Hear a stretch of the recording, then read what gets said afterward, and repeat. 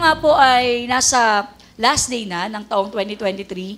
And sino po sa inyo masabi nyo, di ba, na itong taong ito, marami tayong naranasan na pabor sa buhay nyo po. Favor. Favor of God. Ayan po. So, alam nyo po, yung salitang favor, it's another word din po for grace. Kasi di ba yung grace nga, yung grace ng Panginoon, ayun po yung tinatawag na unmerited favor. Ibig sabihin, pag may pabor, hindi mo siya deserve, di ba?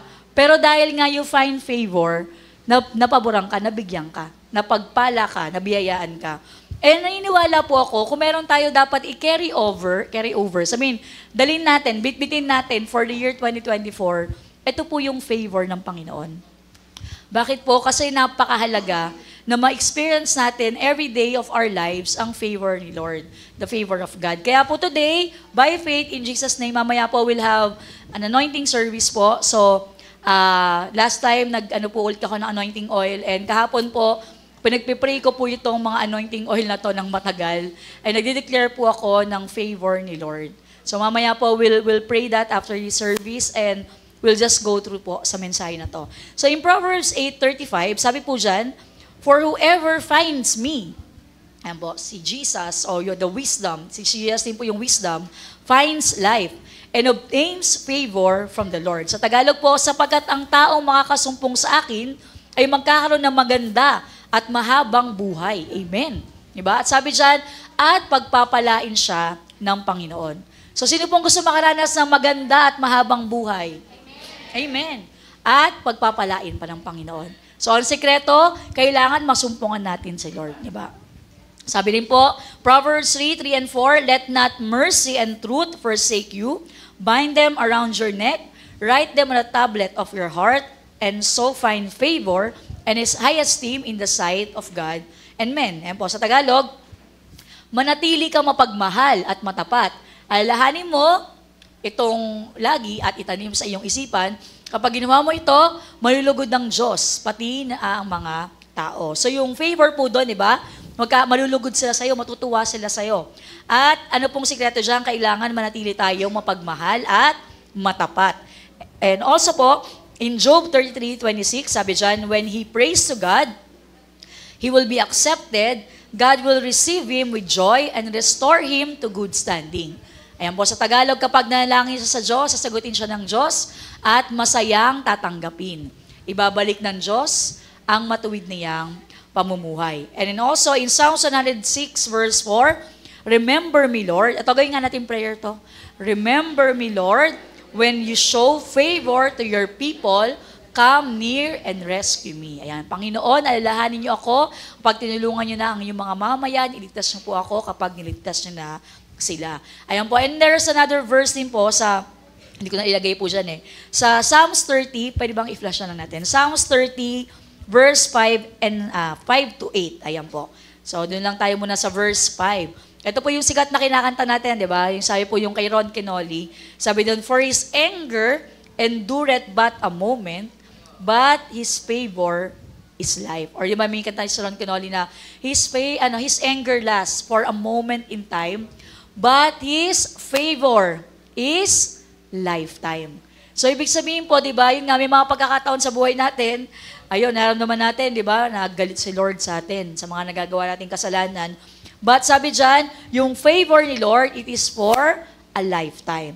And sabi nga, weeping may endure for a night, but joy comes in the morning. Ayan, so may mga pag-iyak tayong ginagawa, pero pagdating ng umaga, di ba, ayun ulit, sabi nga, pag madilim na, mga pangyari sa buhay natin, ang kasunod na nun, there's joy. Ayan po. And sabi dyan, in my prosperity, I said, I shall not be moved, Lord, by thy favor. Thou hast made my mountain to stand strong.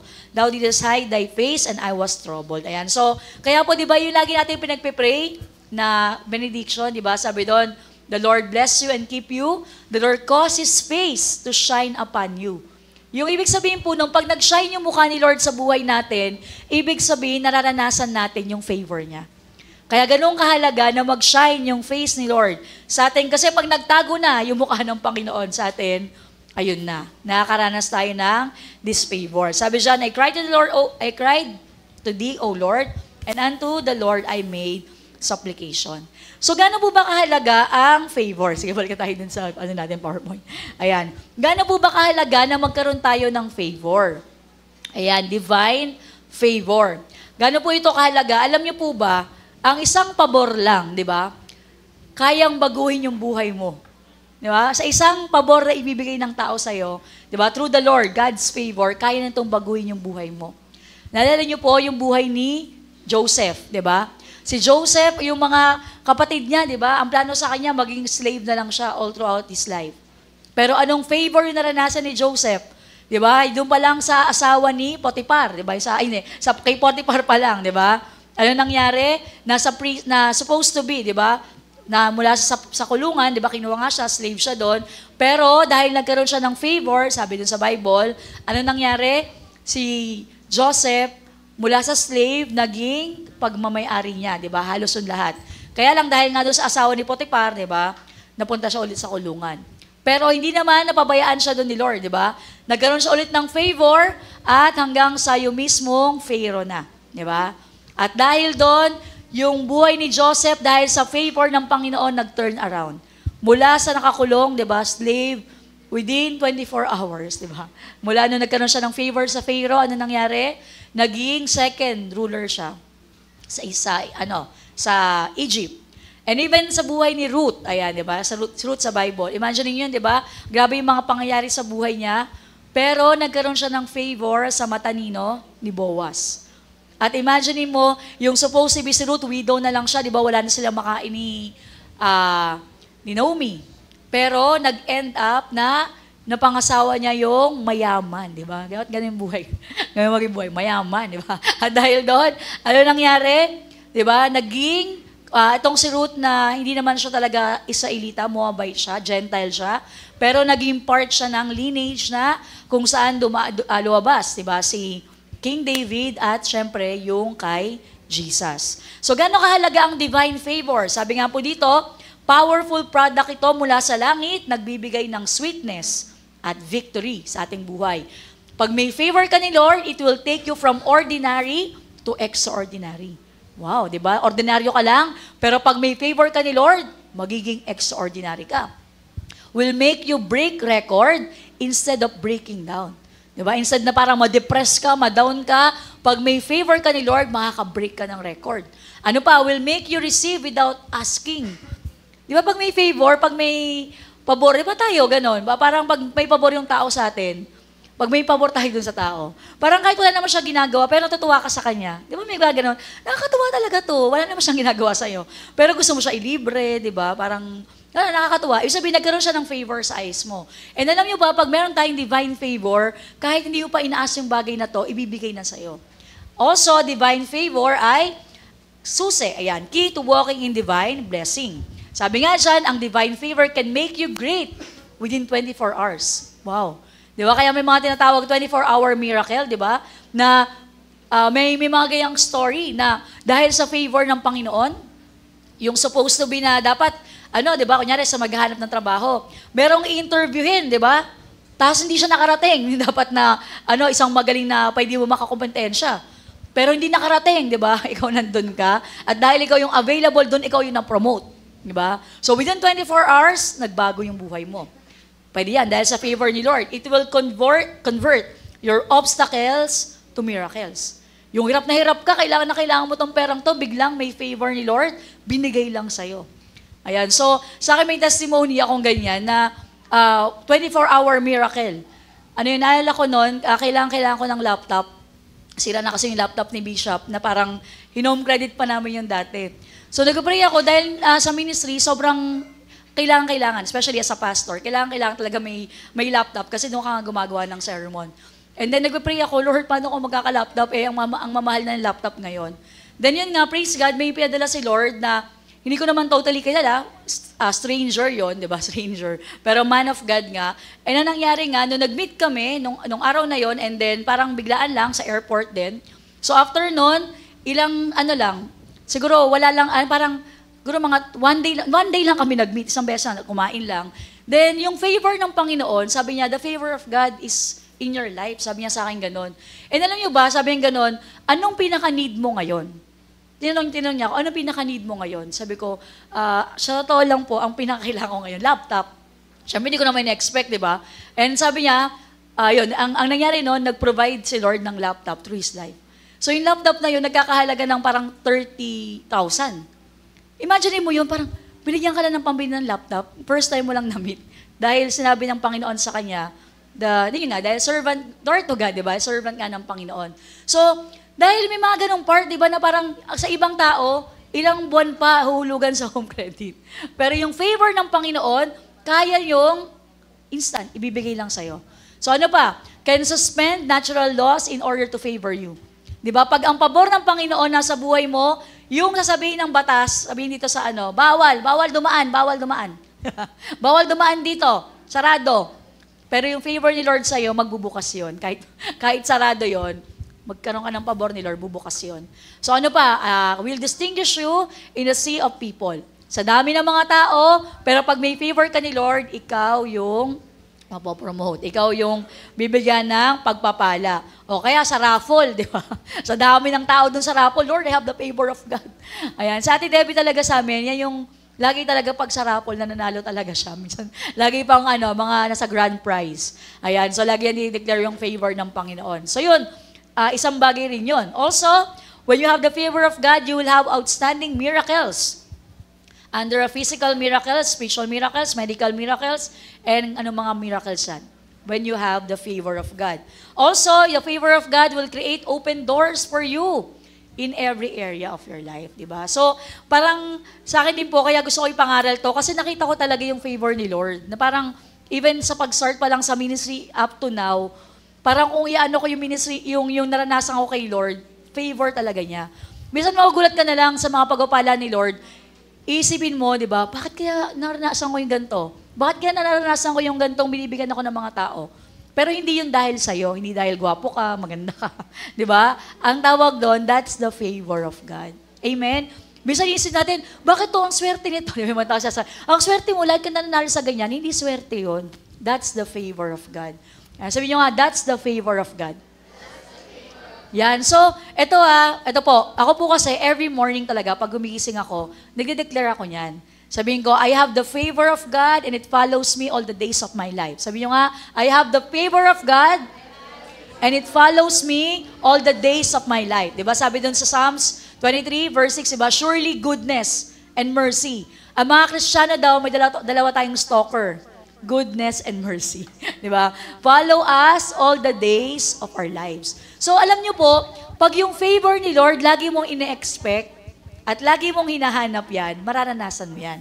So, kaya may mga pagkakataon, naalala ko yung unang rinig ko ng message na yon, nagpunta ako ng clinic kasi nagpa-cleaning ako, ayan, sa dentista.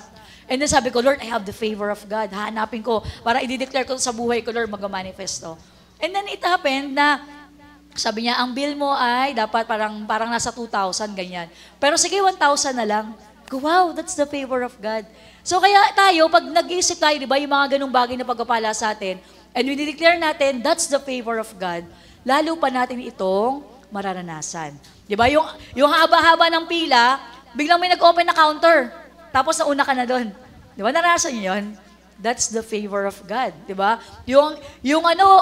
Ang hirap-hirap sumakay. Di ba? Tapos, Lord, Panginoon, favor mo. Biglang may dumaan, walang laman. Di ba? Nagkakagulo lahat doon, ikaw, nakasakay ka ng walang laman. That's the favor of God. So, kaya lagi natin i-declare yon na favor ng Panginoon, ay maranasan natin. So, also, it will immunize you from the wastage by the enemy. Yung mga kaaway, di ba? Gusto nilang sayangin yung buhay natin, but when you have the favor of God, walang masasayang. Also, when you have the favor of God, you will have the world's best and never have to pay the world's price. Di ba? Magkakaroon ka nito, pero hindi mo binayaran yung ganung halaga. Di ba? Alam niyo, ganun yung favor ni Lord. Kaya niyang ibigay sa atin yung best na mga bagay nang hindi mo binabayaran ng mahal. Amen. Di ba? So, for example, yung mga nanay natin, di ba? Yung mga nanay tayo nakapag-graduate sa Bible School, di ba? Nakapag-hotel, ayan, shout out kila Lynn, kala Jen. Pero walang bayad, di ba? That's the favor of God. May mga lugar tayo napuntahan, di ba? Na Nakarating tayo doon, natin inakala, di ba, inakala makakapunta tayo. But, that's the favor of God. Also, will make every good thing that you touch begins to prosper. Pag may pabor ka ng Diyos, lahat nangahawakan mo. Nagsimula ka ng maliit na business. Pero dahil yung favor ni Lord sa buhay mo, anong nangyari? Lumago agad. Di ba? Lahat ng ibebenta mo, sold out agad. That's the favor of God. Di ba? Ano ba? What we call divine lubrication. Di ba? Pag sabi lubrication, ito yung pampadulas. Di ba? Ibig sabihin, parang hirap na hirap ka. Pero pag nasa yung favor ni Lord, bigla na lang, smooth, dadalo yung mga pagpapala ng Panginoon. Heavenly support, heavenly sustenance. Ayan.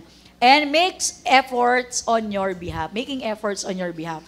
Ang favor ng Panginoon, may gumawa para sa'yo. Di ba? Hindi ka nagpakahirap dito, binigay na lang sa'yo. That's the favor of God. Diba? May pagkain kang gustong-gustong kainin. Di ba? Tapos, may bumili. May nagluto para sa'yo, binigay lang. That's the favor of God. Di ba? So kaya, di ba, ito, sino gusto ng favor ni Lord? Amen. Maganda po. Di ba? Kaya, kailangan, di ba, ito, i-declare natin to at i-claim natin that we have the favor of God. Bakit po? Kasi pag walang favor ni Lord, nako, grabe, ito yung mangyayari. When there is no favor in your life, what happens? Constant disappointment. Di ba? Parang lagi ka na lang madi-disappoint. Kasi nga, kasunod din, closed door. Lagi nagsasara yung pintuan. Yung ano na, okay, pinakapila ka na, di ba? O, pang ano lang po, hanggang 100 lang. Pagdating sa'yo, 101 ka. Oh no, ano ba yan? Nakakainis. Di ba?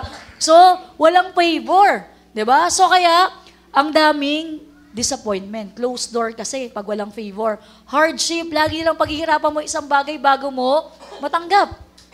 Diba? So I believe, diba, of course, tayo naman, meron talagang tatawag tayong hard work. Maganda naman talaga, masipag tayo. May mga blessings si Lord na pag favor yon, hindi mo na pinaghirapan. Niregalo na lang sa'yo, di ba? Parang mga ganun, grabe, niregaluhan ako ng cellphone, di ba? May friend ako, di ba, sabi ko nga sa Ate Libs noon, na tumitingin lang, nakatingin lang ako sa cellphone kasi nga nanakaw nga po yung cellphone ko. So nakatingin ako ganyan sa cellphone. Sabi niya, okay na ba sa'yo yan? Sabi ko, ano yun? Ayan, yung gayang cellphone. Sabi ko, bakit? Sabi niya, basta okay lang nga sa'yo. Sabi ko, oo. O sige, bilhin mo na. Binigay lang sa akin yung cellphone, ano yan, parang yung araw, parang mga 13,000 siguro yung alaga nun. Ko talaga, bibili mo sa akin? Nakakaawa yung cellphone mo eh. Parang ganun lang kasi kayo mag-usap na ng kaibigan. Nakakaawa yung cellphone mo, para kasi nakikipad lang, kasi nga nanakaw yung cellphone ko. Tapos sabi ko, alam mo boy, yun yung nanakaw sa akin. Hindi ko pa nga tapos sulugan sa home credit, sabi nga ganun. So parang instant, biglang binigyan lang ako nung nawalang phone nga. And ganun yung favor ni Lord. Pero pag walang favor, ano ba yan? Di ba? Kailangan ko pa paghirapan to bago ko matanggap. Also, yan, bad luck. Ayan. So, naniniwala sa bad luck. Pero, ayan nga, pag walang pabor, di ba? Parang yung term ng mga Pilipino, ba yan, malas naman, di ba? So, kasi walang pabor. Ano pa? Profitless hard work. Ang sipag-sipag mo naman, dahil yung pinaghihirapan, pero wala pa rin, walang resulta. O sabi dito, working like an elephant. Di ba? Grabe, trabaho, parang elephant.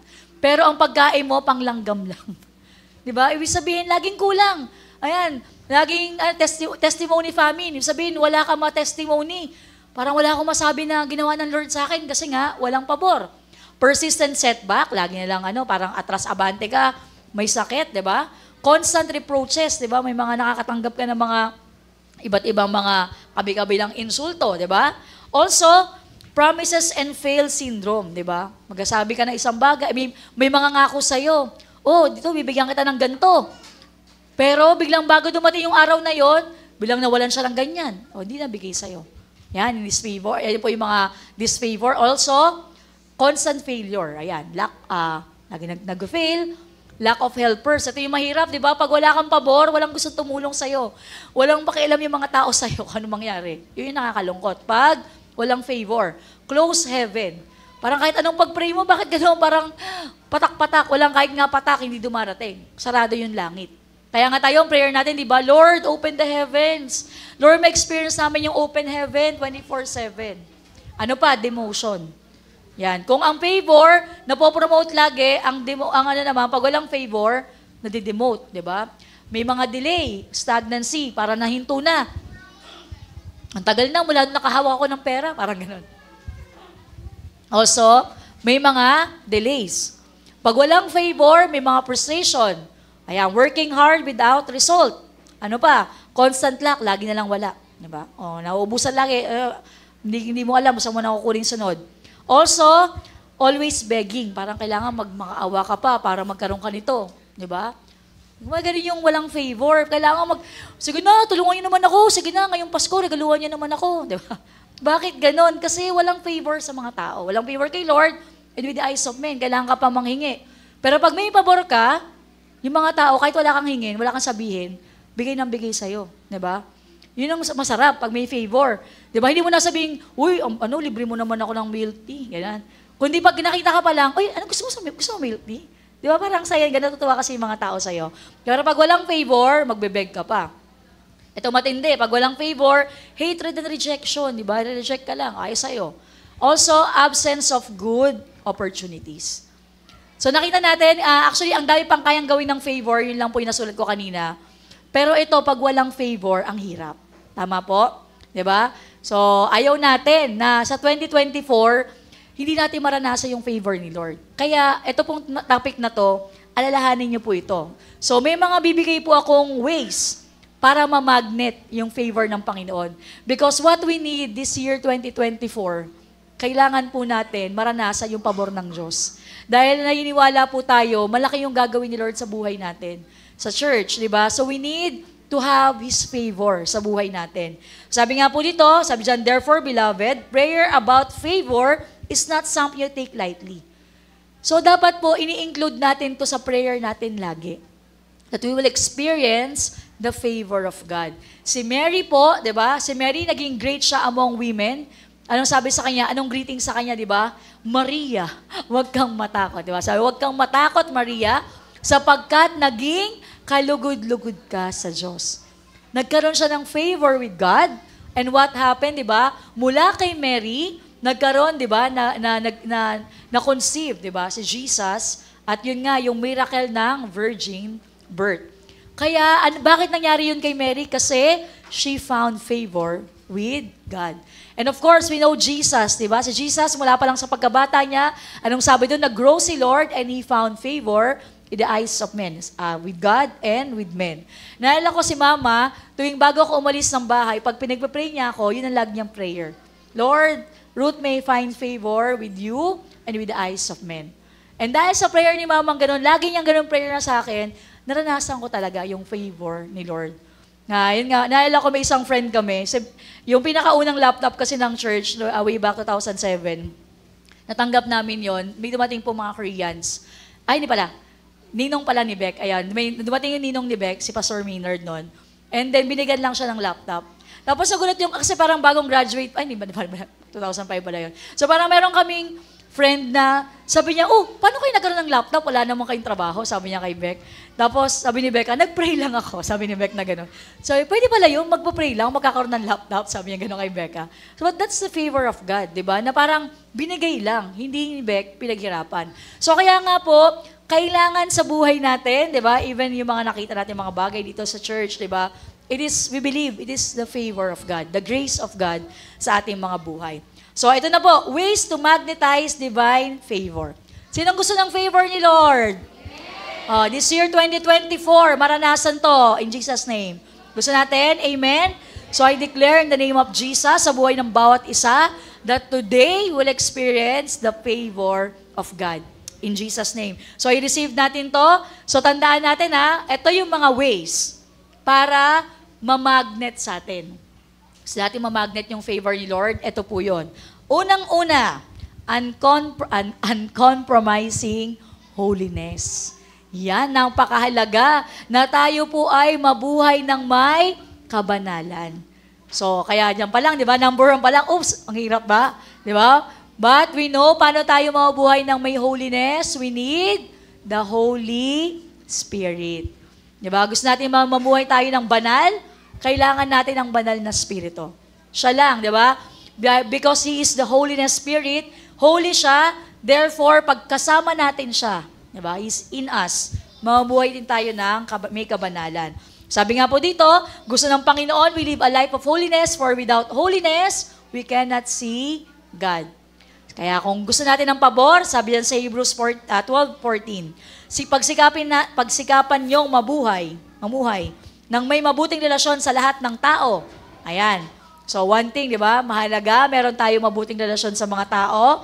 At sabi diyan, magpakabanal kayo. Sapagkat kung hindi kayo banal, kung hindi banal ang pamumuhay nyo, hindi nyo makikita ang Panginoon. At gaya nga ng sabi ko kanina, pag nag-shine yung mukha ni Lord sa buhay natin, that's favor. May pabor ka.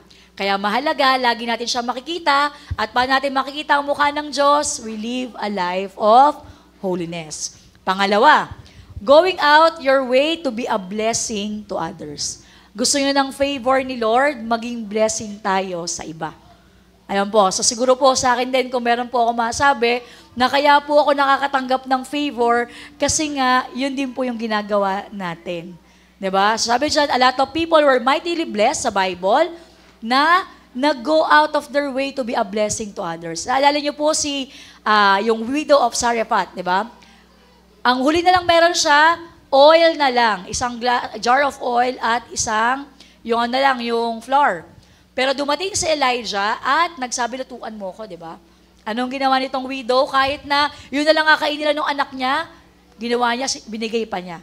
At dahil doon, sabi diyan, ginawa nga ng babae ang utos ni Elias at hindi na ubos ang pagkain ni Elias at nang mag-ina sa loob ng maraming araw.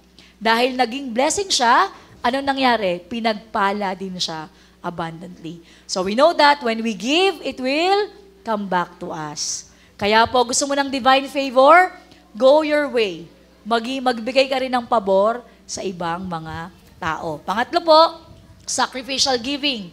Ayan po, ito po one thing na makita mo talaga, ito po kasing sacrificial giving, nagpapabukas to ng langit.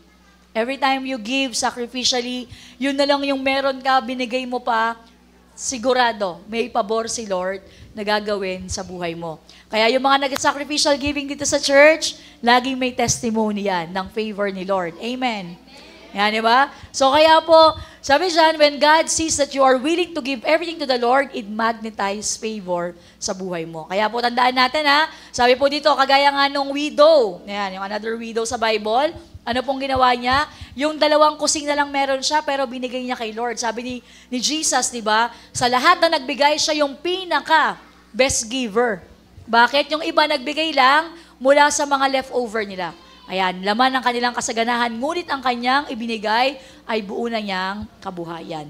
Kaya po, pag nag-sacrificial tayo, may pabor ng Panginoon sa buhay natin. Also, number 4, waging war against anti-favor spirit. Alam niyo po ba may mga anti-favor spirit na dapat ito ni-rebuke natin o inaalis natin sa ating buhay. Ang mga example po niyan, sabi siya sa Jeremiah 5:25, ang kasamaan nyo ang naglayo ng mga bagay na iyon sa inyo. Ang mga kasalanan nyo ang naging hadlang sa pagtanggap nyo ng mga pagpapalang ito. Ayan, sa libang translation po, yung mga magaganda o mga malaking pagpapala na nakalaan para sa atin. Kaya lang nahadlangan pag may kasalanan. So sabi niyan, yung greed, di ba? Pag yung ang damot, nakakawala ng favor yan. Adultery, mga pagkakasala, mga pagnanakaw, unforgiveness, nagbablock ng favor yan ng Panginoon. Kaya para walang hadlang, ialis sa buhay natin yung mga kasalanan. Also, number 5, pray for divine favor. Yung nga po sabi ko sa inyo, kailangan isama nyo to sa prayer nyo. Ay, ang mga magulang, lalo po sa mga magulang, di ba? Lagi nyo po i-declare yan sa mga anak nyo. Lord, that they will find favor with thee with the eyes of men. Sa mga anak na nag-aaral, Lord, I will find favor sa mga teachers, sa mga classmates, di ba? Kung may mga nagpaplano dito, magbukas ng care group, pray mo yun, Lord, favor. Di ba? Favor sa principal, favor sa mga classmate ko, na pag nagturo ako, makikinig sila. Di ba? O pag may sa mga trabaho naman, lagi pag-pray yung favor ni Lord, di ba? Sa mga boss. So, napakahalaga po na pinagpe-pray ito. Dahil sabi nga, sa Matthew 7:7, humingi kayo sa Diyos at bibigyan kayo, hanapin ninyo sa Kanya ang hinahanap nyo at makikita nyo. Kumatok kayo sa Kanya at magbubuksan kayo. Ayan po. Next po, be a friend of God. So napakahalaga rin, we are friends, di ba? Kaibigan tayo ng Panginoon. So sabi nga, si Abraham was a friend of God and God was favorable unto him. So makita natin sa buhay ni Abraham kung paano, di ba, ang Diyos talaga, di ba, na fulfill niya yung mga pangako niya kay Abraham. At kung tayo po, kaya nga dati na, di ba, yung campus ministry natin, ang pangalan ay Friends of Jesus. Kasi nga, gusto natin maging friend tayo ng Panginoon. At sabi nga ni Jesus, mga kaibigan ko kayo, paano malaman kaibigan ka ni Lord? Kung sinusunod nyo ang aking mga utos. At sabi nga, may pagpapala sa mga sumusunod. Sabi niyo, may pagpapala sa mga sumusunod. May pagpapalo sa mga sumusuway. So, kung gusto natin maging kaibigan tayo ni Lord, sumunod tayo sa mga utos niya. At pag kaibigan mo siya, may blessing, may favor ka ng Panginoon. Di ba ganun yun? Pag close mo, halimbawa, isang tao, di ba? Dahil siya, may favor sa buhay niya. O kaya, di ba, yung mga iba nga, di ba? Uy, kaibigan ko si Mayor, di ba? Eh, pag kaibigan mo si Mayor, dahil malapit ka sa kanya, malakas din yung access mo, di ba? So, imagine mo, kaibigan mo yung Diyos, kaibigan mo yung may-ari ng universe. Grabe yung favor talaga sa buhay mo, di ba? Kaya, kung meron tayo i-desire na maging close tayo kay Jesus, di ba? Number 7, ito. Ayan. Maraming nawalan ng pabor sa buhay dahil sa hindi makontrol yung dila. Ayan ha. So, sabi dito, sa Kawikaan 18:21, ang salita ng tao ay makakapagligtas ng buhay o kaya ay makakamatay. Kaya mag-ingat, sabi sa katabi, mag-ingat sa pagsasalita sapagkat aanihin mo. Sabihin mo sa katabi mo, aanihin mo ang mga bunga nito. Sabihin, aanihin mo kung anong sinabi mo. Di ba? Kaya maging maingat sa pagsasalita. Totoo po ito. Di ba? Ay control natin yung tongue natin kasi nga marami mga tao na nawawala sila sa favor ni Lord because of their mouth. Sila mismo, di ba? Kakasabi ng, wala na lang ganito, walang ganyan. Puro reklamo kung ano nasasabi, di ba? Wala namang, kahit anong gawin ko naman, wala talaga mangyayari. Dami reklamo. Di ba? So, ano nangyari? Nawala sa favor. Kung declaration mo, I have the favor of God. Paglabas ko palang pintuan ito, lahat ng lakad ko ngayon magiging matagumpay, lahat ng interviewin, di ba? O yung mga trabaho, di ba? Yung mga trabaho nyo, lahat ng kakaharapin kong mga tao, I'll find favor. Kaya ito, sekreto to, kung yung mga salesman dito, ayan, mga broker, ayan. So, kung ganyan ang prayer mo, may favor ka, ba? Lahat ng bebenta mo, sold out. Yeah. Sabi ko nga po sa inyo dati, kung hindi ako nagpastora talaga, mag-broker ako. Hindi, joke. Ayun po. So, ibig sabihin, di ba? Pero syempre, pinakamahalagang business, di ba? Soul winning business. Sabihin lahat tayo, tinawag ni Lord na mangaral. Kung may favor ka ni Lord, papakinggan ka ng mga tuturuan mo, di ba? Yung mga papangaralan mo. Bakit? They see the favor of God sa buhay mo. So, ang declaration mo, in Jesus' name, Lord, I am anointed. Lord, paglabas ko dito, yung mga tuturuan dito, tatanggap sa'yo. Ganun yung declaration mo, yun ang mangyayari. Kung ano pa lang, di yata, yung makikinig yata, baka i-reject lang ako eh. O ganun kagad. So, ano mangyayari? Wala nga. Kaya mga kapatid, kung gusto natin maranasan yung favor ni Lord, wag kang mag-pronounce ng negative sa buhay mo. Diba? Sabi nga about, isa daw sa atin ay propeta. Wow, ano to? Anong patuturo to? Yan, nagiging bulaang propeta lang tayo pag kung ano-ano sinasabi natin. Pero hindi, seryoso po.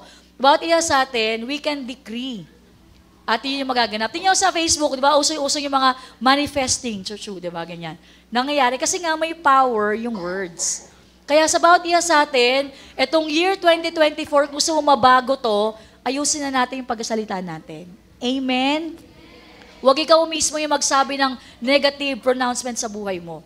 Kundi, start na natin alamin who we are in Christ, what we have in Christ, diba? And what we can do dahil kasama natin siya. Next pa ay ito, control your temper. Ayan, sabi mo sa katabi mo, control your temper. Ayan, huwag kang magagalitin. Ako, sabi dito, hindi ako nagsabi. Yung Bible, Kawikaan 22, 24, 25. 1, 2, 3, go. Huwag kang makipagkaibigan sa taong madaling magalit. Nako, baka mahawa ka sa kanya at mabulid sa ganong pag-uugali. Yan. O yan. So, ang hirap, di ba? Mahirap pag may laging madaling magalit, di ba? Nakakawala ng favor yun. Di ba? Kasi nga, kung lalapit ako pa lang, gusto mong bigyan sana, naku, baka magalit lang, wag na natin yayain. So, anong nangyari? Nakakawala ng favor. Sabi siya, don't be someone who will just lose or her temper and beginning to shout and scream all over the place. Di ba? Magwawala ka na, ngayon, wag ka na. So, ano nangyari? Sabi, let anger depart from your spirit. Wag, kasi nakakaano yun, di ba?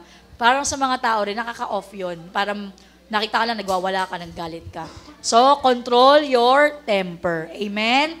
Hindi ko na papahabain yan. Next, be disciplined. Ayan po. So, ito, kailangan din po ito. Tayo po yung maging disiplinado. Unang-unang disiplinang kailangan natin ay spiritual discipline. Ano ba yung spiritual discipline? Yung ating devotion. Gusto mo ng favor ni Lord, ayaw magbasa ng Bible. Di ba? Kahit ano declare mo dyan, hindi ka naman nag-stay sa presence ni Lord, wala rin, di ba? Napakahalaga, disiplinado tayo, gaya nga ng manlalaro. Di ba, imagine niyo po yung mga di ba, yung mga nasa Olympics, lalo po galing China, kaya ang China, laging ang daming gold medal. Kasi sila, 2 years sila nagtitrain prior to one event. 2 years, iiwanan talaga nila lahat para mag-train araw-araw, ganun ginagawa nila. Pero sabi nga, di ba, yung gantimpala nila doon, panandalian lang. Pero how much more tayo mga Kristiyano, yung ginagawa natin, hinahangad natin yung imperishable crown. Hindi mabubulok, di ba? Yung crown na yon, bakit hindi nagiging disiplinado? Kaya mga kapatid, gusto mo ng pagpapala, gusto mo ng favor ni Lord, be disciplined. Sabi dyan, God respect those who discipline themselves. Number 10, reject discouragement. Ito po, isa rin sa nagpapaalis ng pabor sa buhay natin, pag lagi tayong nadidiscourage o nadadown, di ba? Sabi ko nga po, ulit, sabi ni Charles Stanley, disappointment ay inevitable. Hindi may iwasan, madidisappoint ka. Sorry, may mga pangyayari makaka-disappoint. But discouragement is a choice. Pwedeng may mangyayari ngayon, may inaantay ka, na late. Di ba? Ang tagal dumating. Pwedeng ikaw, nakadisappoint naman to, tagal. Pero, nasa iyo kung mapapadiscourage ka. Dahil ang tagal mo, wag na lang. So, nagpa-discourage ka na. Lilibre ka sana. Di ba? Lilibre ka sana ng kape. Kaya lang, nagpa-discourage ka na. Ayan. So, dahil ako lang last Friday, nag-gather kami ng mga yield. Ayun, si Aibo. Ayan, buti si Aibo humabol. Hindi siya na-discourage sa traffic. Di ba? So, nakaka-disappoint niya, napakahaba ng traffic, pero umabol pa rin. Ayan, praise God. Ayan, natuwa ka rin yung mga Aibo, di ba? Ayan, so, discouragement is a choice. So, tandaan natin, mga kapatid, yung favor ni Lord, nasa mga taong hindi sumusuko. Ayan. So, sige, sabi mo sa katabi, walang susuko. Ayan, walang susuko sa atin. Anong sabi dyan? Sabay-sabay tayo. Sabi natin, Galatians 6:9, kaya huwag tayo magsasawa sa paggawa ng mabuti dahil sa tamang panahon matatanggap natin ang ating gantimpala kung hindi tayo susuko. Yan. So may gantimpala si Lord sa lahat ng hindi sumusuko. So yung kaaway, laging gusto niya i-discourage yung tao. Kasi pag na-discourage na tayo, may pagpapala siyang nakukuha sa atin. Matandaan niya na, pag madilim na, malapit ng mag-umaga. Sabihin, itong taon na ito, isipin lang, reflect lang tayo, para manahimik ang lahat. Reflect tayo, itong year na to. Isipin nyo, di ba? Itong year na to, may mga pangyayari na, kung sumuko ka, hindi mo natanggap yung blessing na yon. Tama? Kung nagpadala ka lang sa emosyon mo nung time na yon, o nagpadala ka sa mga ginawa ng mga tao sa'yo, may blessing kang na-miss out. Tama? Pero praise God, sabi mo, buti na lang hindi ka sumuko. Ayan.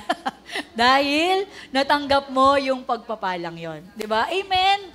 Kaya po, itong 2024, favor ng Panginoon sa atin, walang susuko. Diba? I-discourage natin yung discouragement. Diba? Sabi mo sa discouragement, di-discourage mo ako, di-discourage kita. Hindi mo ako papasuko. Diba? Dapat ganun daw tayo. Number 11, ito, syempre, sikretong-sikreto.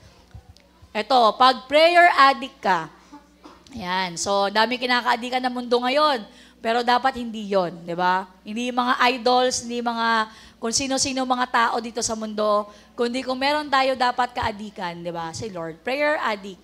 At ang mga taong mahilig mag-pray, laging may favor ni Lord. Pag nagpe-pray ka, what could take place, di ba? Parang ang dami-dami pinaghihirapan ng ibang tao, ikaw kaka-pray mo lang, binibigay lang sa'yo.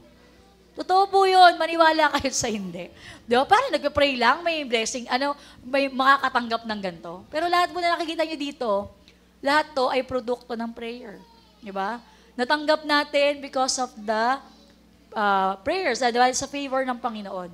Diba? Naalala ko yung mga nanay noon, diba? Nakapag-prayer mountain tayo. Wala tayong ginastos. That's the favor of God. Diba? At yung mga pinag-pray natin doon sa prayer mountain, sinagot ba ni Lord? Amen, diba? So kaya po, ayan, sabi sa Ephesians 6:18, manalangin kayo sa lahat ng oras sa tulong ng Banal na Espiritu, ipanalangin ninyo. Ayan. Ang lahat ng dapat ipanalangin, huwag kayo magpabaya, patuloy kayo manalangin, lalo pa sa lahat ng mga pinabanal. So sabi po dito, pag naghuminto ka ng prayer, pag sabi mong, nag-asawa na ako mag-pray, napagod na ako mag-pray, nako. Yung kaaway, gustong-gusto ka niya na mapagod kasi andyan na, isang pukpok na lang, isang pray na lang pala ngayong araw na to, matatanggap mo na yung blessing. Pinapasuko ka ng kaaway, pero huwag kang sumuko. Okay. At kasunod na rin ng prayer, fasting. Yan. Marami kasi mga tao, ayaw ng fasting. So ngayon po ay feasting pa lang, di ba? Kasi nga, mamaya kakain na tayo, di ba? Pero magkakaroon po tayo ng corporate fasting, January 3 to 5. Ayan po. So January 3 to 5, mag-participate po tayo dito. Let's start the year na ibigay natin to para kay Lord. Sa ibang churches, meron sila 21 days fasting, di ba? So, pwede na naman tayo kung anong leading sa inyo ni Lord, mag-join kayo, mag-join din tayo sa mga ibang nationwide o worldwide na mga prayer and fasting. Pero napakahalaga po, dapat nga, di ba, once a week may fasting tayong ginagawa. O may mga iba, 1 meal, di ba? So, anong purpose ng fasting? Kasi meron tayong mga pinagtatagumpayan, di ba? Mga dinadaanan na hindi mapagtatagumpayan kung hindi ka magpa-fasting. Bakit po? Kasi may mga demonyo, ay sabi nga, ngunit ang ganoon, uri ng masamang espiritu ay mapapalayas lang sa pamamagitan ng panalangin at pag-aayuno. So, wag nagka-fasting tayo, nagiging pinapalakas natin yung spirit natin, yung flesh, mahihina. Pero lalakas naman tayo sa Spirit. Diba? Si Holy Spirit yung mag-reign sa ating buhay. Kaya po, by faith, ayan, gusto niyo ng favor ni Lord, hindi dahil kaya ka mag-fasting para magkaroon ka ng favor, kundi pag nag-fasting ka kasi mas marinig mo yung boses ni Lord at mas malalaman mo kung ano yung mga ways na dapat mong gawin. I-lead ka niya for the year 2024 sa mga bagay na dapat nating tahakin. So, mag-participate tayo dyan na January 3 to 5. And also, rejoice in the Lord. Always, and I say rejoice. So ito po, di ba? Isang way din to have favor ay lagi tayong magalak tayo lagi.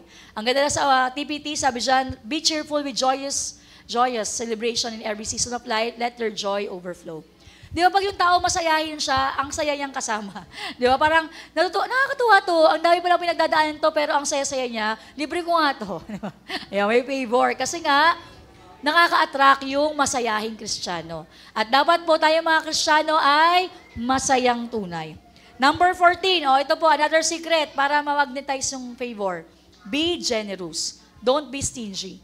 Sabihin natin, maging mapagbigay ka. Sabi mo sa mga tayo, maging mapagbigay ka. Huwag kuripot. Ayan. Yan. So, pag kuripot, patak-patak lang din. Ito po talagang sinasabi ko sa inyo, walang tao nagkulang pag ikaw ay giver, di ba? Talagang pag lagi kang nagbigay-bigay, sabi siya, ang tao mapagbigay sa mahirap ay hindi ka kukulangin. Ngunit ang nagbubulag-bulag ay makakatanggap ng mga sumpa. Grabe, di ba? Bible po yan. So, be generous so that God too can be generous unto you. Ayun po, sekretong-sekreto talaga yan. Pag mapagbigay kang tao, ang dami rin magbibigay sa'yo. Lalo pag generous ka kay Lord, di ba, lalong generous si Lord sa'yo. You cannot outgive God. Kaya sekreto po talaga yan to have favor. Number 15, hunger and thirst for the knowledge and truth. Di ba? So yun po, kung ikaw yung taong lagi mo ni-desire makilala pa si Lord, di ba? Bible addict ka, hindi ka lang prayer addict, Bible addict ka din. Ano nang mangyayari? Yung blessing ni Lord, lagi ka mapupunuan. So napakahalaga po, sabi siya, pinagpapala ang may matinding hangarin na sumunod sa kalooban ng Diyos. At ang tao pong malaman mo paano yung kalooban ng Diyos by staying in the Word of God. So lagi may blessing. Inaalala ko nga, nagsimula kami, 7 chapters a day. May blessing ni Lord. Ayan po. Ito, try nyo po sa mga gustong bumalik ulit sa pagbabasa ng Bible o sa mga hindi pa nagbabasa, magbasa kayo. 7 chapters miracle. At pag natapos yung Bible, mag-request kayo kay Lord ng blessing. Bibigay ni Lord yan. Naalala ko po noon, kailangan namin pambayad ng kuryente. Talagang mapuputulan na kami noon, nung araw. Sabi ko, Lord, Ezekiel na lang, kasi Ezekiel po yung laging huling binabasa ko. Lord, Ezekiel na lang, tatapusin ko to ngayong araw na to, kahit napakahaba. Ayan. So pagkatapos ko noon, nagulat ako, biglang may nagbayad. Dati sa Bible school ni Papa, laging hindi nagbabayad yung mga tao. Pero nung time na yon, biglang naalala nung pastor yung utang niya sa Bible school. At nakabayad kami ng kuryente. Pagkatapos ko magbasa ng Bible, so lagi may blessing. Yan, every time, we hunger and thirst for the Word of God. At syempre, sundin ito. And lastly na po, ayan, kala nyo hanggang 100. Hindi tayo papaabot ng New Year dito. Ayan. So, pray for divine favor with violent faith. So, dapat talaga, gustuin natin to, di ba? Dapat, violent. You take it by force. Lord, kailangan talaga, mawala na lahat, ma-disconnect na ako sa lahat ng mga disfavor sa buhay ko in Jesus' name. Sabi siya, no, itong mga susi na to, matanggap natin yan, sabi, but if you come to church, pero ayaw mo ng prayer, ayaw mo ng Bible study, ayaw mo ng Bible reading, sigurado, makakatanggap ka ng disfavor. Kaya, ito po, ang kingdom of God ay para sa mga violente. So, yung violente, hindi yung violente ugali, hindi yung violente magsalita, kundi you take it by force. Ang favor ni Lord para sa atin to. Amen? Yung grace ito ni Lord sa atin. Kaya dapat violent tayo na matanggap ang lahat ng ito. So kaya gusto ba natin magkaroon tayo ng favor nito ni Lord? Amen?